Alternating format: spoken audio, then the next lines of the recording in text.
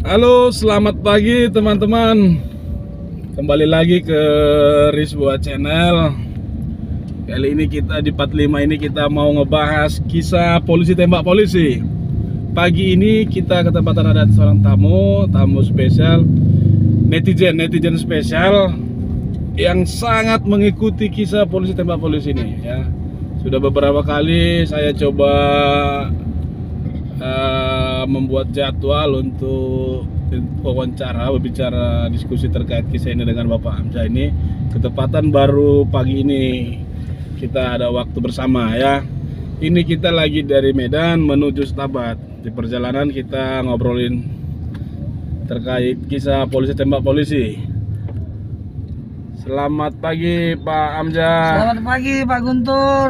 Gimana? Salam dari Medan. Salam Risbua Channel ya. Ya, salam Risbua Channel. Oke, kita lagi menuju Stabat guys.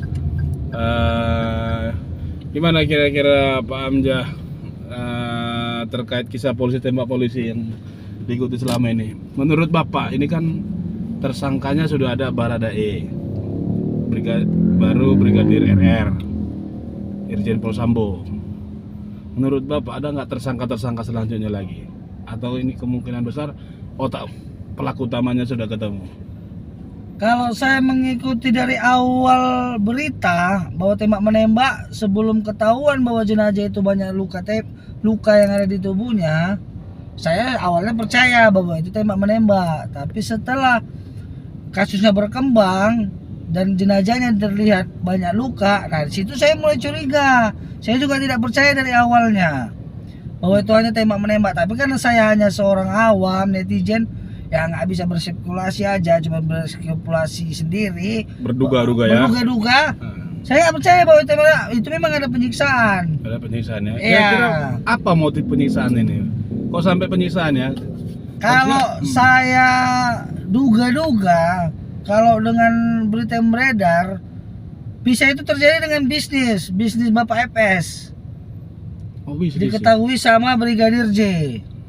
Itu tapi menduga karena tidak mungkin kalau hanya kasus pelecehan ataupun masalah wanita yang diberitakan, Bapak FS bisa sekejam itu sampai membunuh dan menyiksa. Apa ada kaitannya ini sama yang pernah disampaikan sama pengacara Brigadir J? Bisa jadi, Kasus bisa jadi, televisi. bisa diduga seperti itu. Karena Kasus televisi itu ya. apa motifnya? Motif sampai disiksa. Kalau memang pun diketahui lah Pak FS ini mempunyai wanita cantik ataupun melakukan pelecehan dengan bubut, kenapa tidak melaporkan ke polisi sementara ada Jenderal Bintang 2? Iya betul. Kan kode etik kepolisian itu kan ada. Kenapa tidak langsung dilaporkan? Bisa dipecat, dipenjara.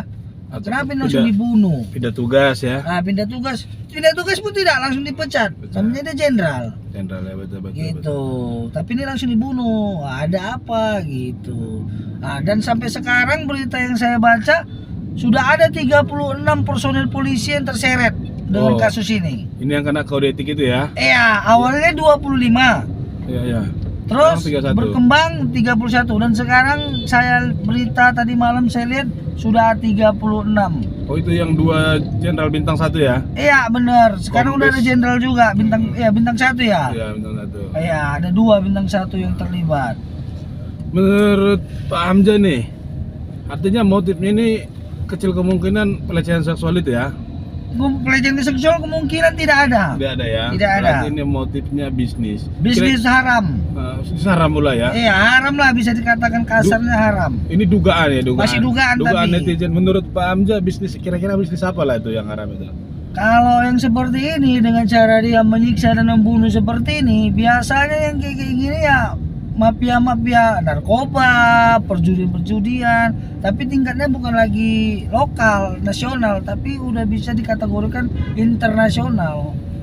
Karena dari cara-cara dia menghilangkan barang bukti, dengan cara dia membersihkan semua TKP, dan terus bisa menyeret 36 personel polisi, itu memang tindakan mafia, bukan tindakan penegak hukum. Tapi sangat disayangkan ya, itu kan dia kan jenderal, harusnya dia kan banyak orang-orangnya yang kenal yang bisa melakukan seperti itu. Kenapa harus beliau sendiri ya kira-kira gitu?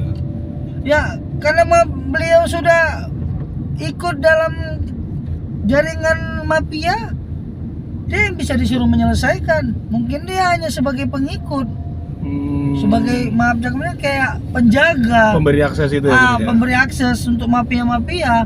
Ya mafia yang menyuruh dia lah, karena kan dia sebagai kayak gimana dibilangkan, membacking ya. Daripada terbongkar semua, ya lebih bagus dia yang membunuh gitu. Tapi cukup disayangkan seorang jenderal melakukan hal itu Dengan tangannya sendiri. dengan ya? tangannya sendiri. Kenapa dengan tidak? Tapi memang menurut Bang Hamzah ini, skenario yang dilakukan beliau itu skenario orang profesional atau orang amatiran gitu ya? Amatiran ya? Sangat-sangat amatir. Sangat amatir. Alasannya gimana tuh kok bilang amatir itu?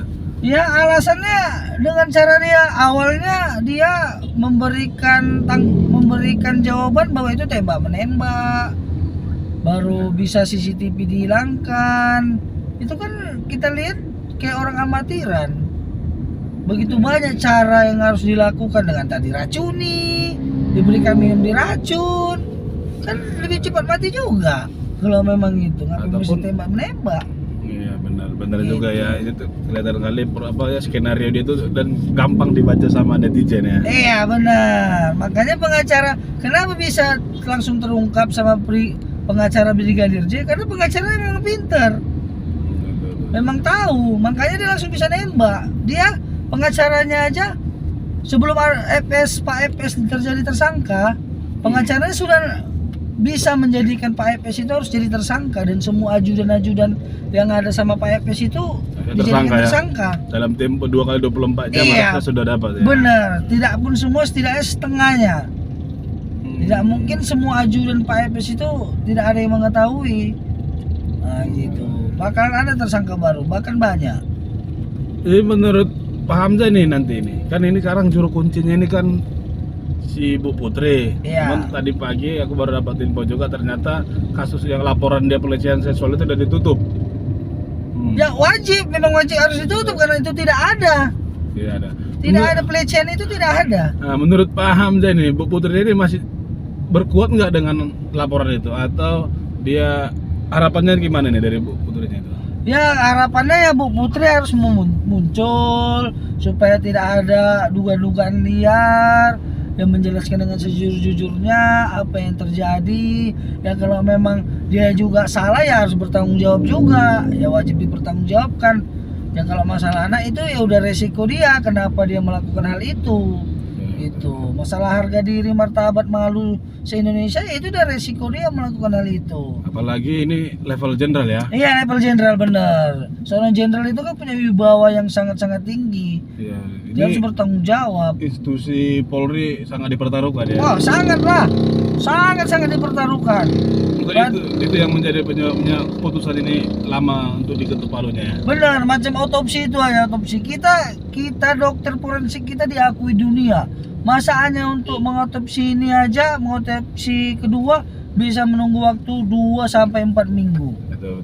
Jadi sebenarnya jawaban utamanya udah ketahuan, cuman karena mempertaruhkan nama institusi ini, jadi agak lama keputusannya ya. Benar. Jadi selama ini terakhirnya kita menduga bahwa selama ini Polri ini seperti ini kinerjanya gitu.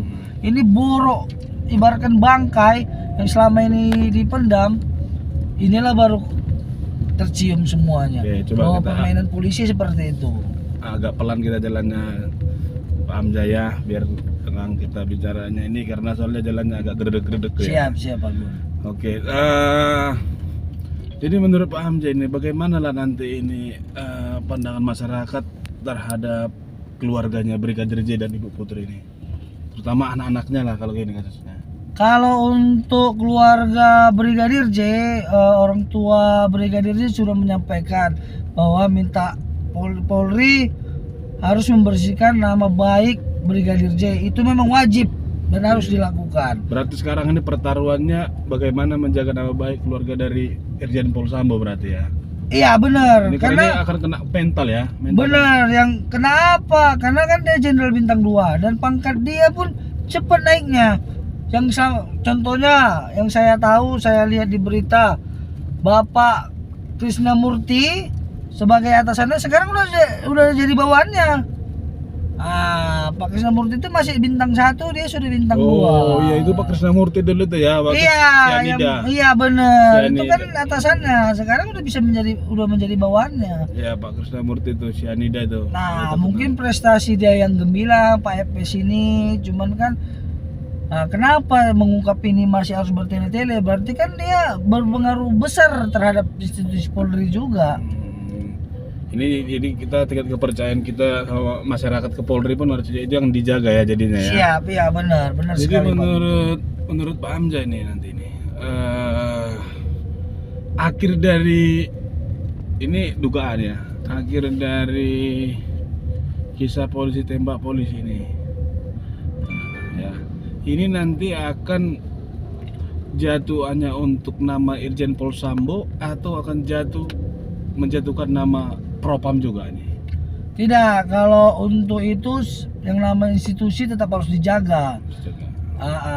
Tetap ya, Pak FPS sudah mengakui bahwa dia salah dan sudah minta maaf ke institusi Polri. Oh, udah minta maaf deh. Sudah melalui pengacaranya. Oh. Sudah melalui pengacara, sudah minta maaf bahwa dia mengaku bahwa dia yang melakukan.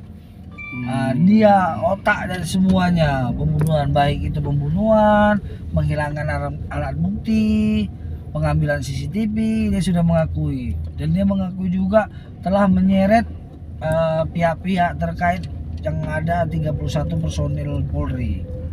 Satu, laporan terkait pelecehan seksual sudah ditutup sama Kabareskrim.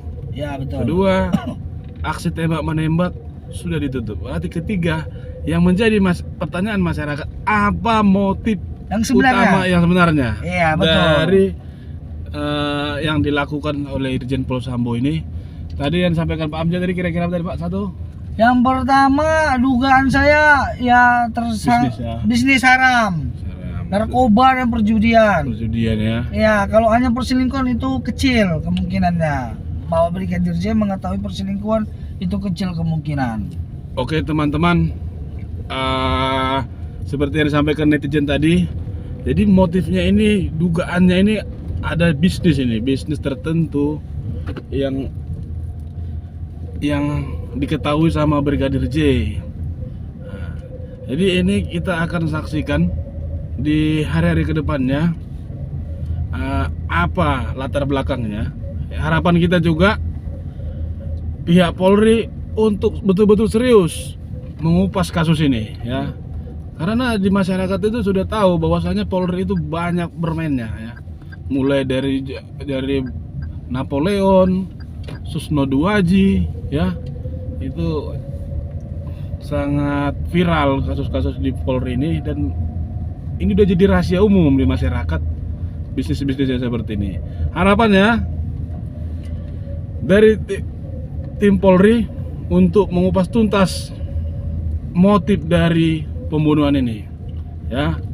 Selamat pagi teman-teman Risbuat Channel. Semoga diskusi kita pagi ini dengan Pak Hamzah memberikan semangat yang baru dan kasus ini semakin terang benderang. Amin, amin, amin.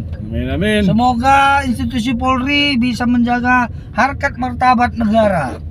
Oke. Itu keinginan kita. Semangat pagi. Salam dari Medan. Salam dari Risbuat Channel. Horas Pak Hamzah. Salam Pak Hamzah. Salam hormat. Oh, salam hormat. Terima kasih. Sama-sama Pak.